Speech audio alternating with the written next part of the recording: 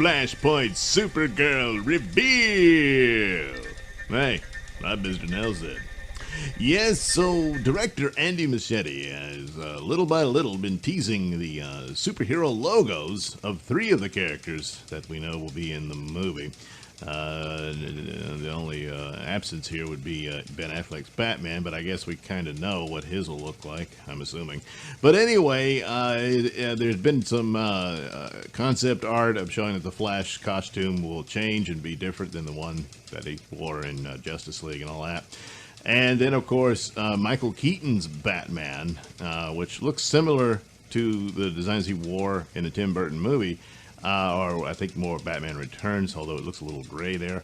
But, there's some droplets of blood on it, which signals reminiscent image of the Watchmen with the comedian's little happy face button. But also, doesn't look good for Michael Keaton's Batman, because there had been rumors he's going to continue on into a Batman Beyond movie.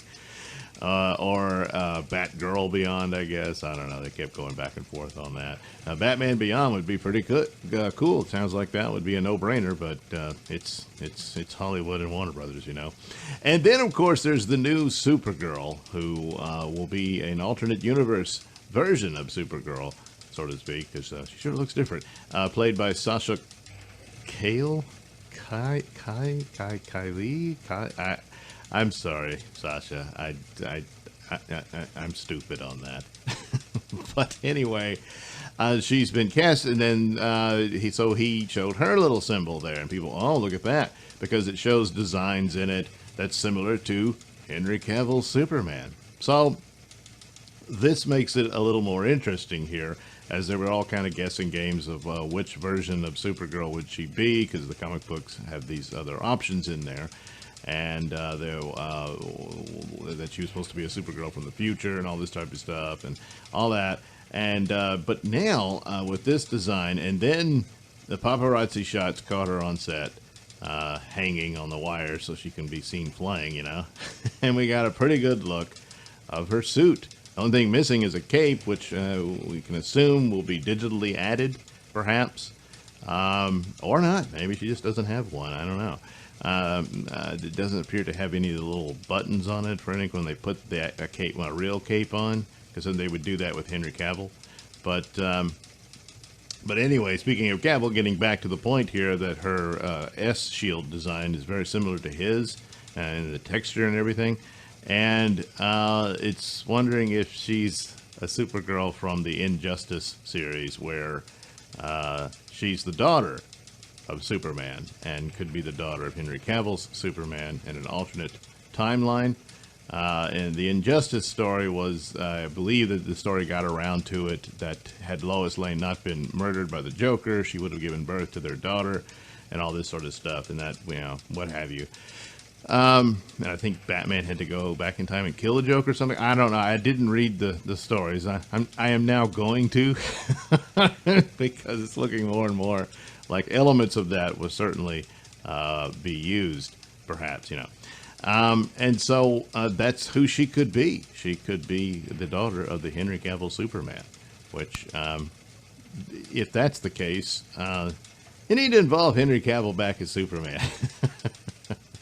But anyway, that's the idea, and the costume looks more similar to the design of, I believe her name was Lara Lane Kent, and she was Superman's daughter.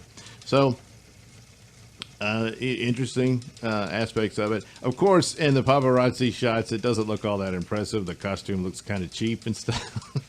But, you know, you haven't seen it as it will appear in the movie. Now, that being said, I saw on Twitter that people making the comparisons from scenes of Henry Cavill in his suit on the wires and everything, a very similar pose as what Sasha has. And, well, his suit looked a lot better. but you know, lighting effects and everything. And plus, I'm guessing they'll digitally add a CGI cape for her and all that. So, you know, it's similar to the comic book version of if this is where they're going, that she's Superman's daughter. And and since she has the dark hair, she has the haircut very similar to that character, and all of that. So it's possible that if not an outright adaptation of it, it's an inspiration for their version of for Supergirl in this film. So there we go. The first look at a full suited character. We still haven't seen the Flash in his suit. We've only seen concept art of it, and of course, Batman. Michael Keaton's Batman, anyway, will probably be in some sort of armor, I would think, because of his age and whatnot, and hearken to, Dark Knight Returns and that sort of thing. And also development of it. If they were going to spin him off into a Batman Beyond thing, the idea of him developing, armor and whatnot would play into that story. Unless he's not going to survive. I mean, that's an ominous sign when you see blood on something. So anyway, there you are, little teases of what's to come for the Flash film. I keep saying Flashpoint. They've openly said that that's an inspiration that they're pulling from. It obviously will not be the same story in total, but yeah, that's the title I just referred to. So there you go. Flashpoint Supergirl. Thanks for watching and listening. Say, while you're still here, why not like and subscribe and share with your many friends? Yes. Also, check out my mini stores in the link description below. Yes, where you can get t-shirts, hats, mugs, all those goodies with my artwork on them. Oh, yeah. And head over to indieplanet.com and pick up a copy of my comic book, Night Night. Oh, yeah. You can also catch me at my podcast, Mr Nailsin Show, on RadioMisfits.com. And you can also watch my videos on BitChute.com and now on Rumble.com. Oh, my goodness, so many places to watch me and my stuff. Oh, yeah. And if that's not enough for you, well, you can follow me on many social media platforms and say hi to your old pal, Mr. Nailsin.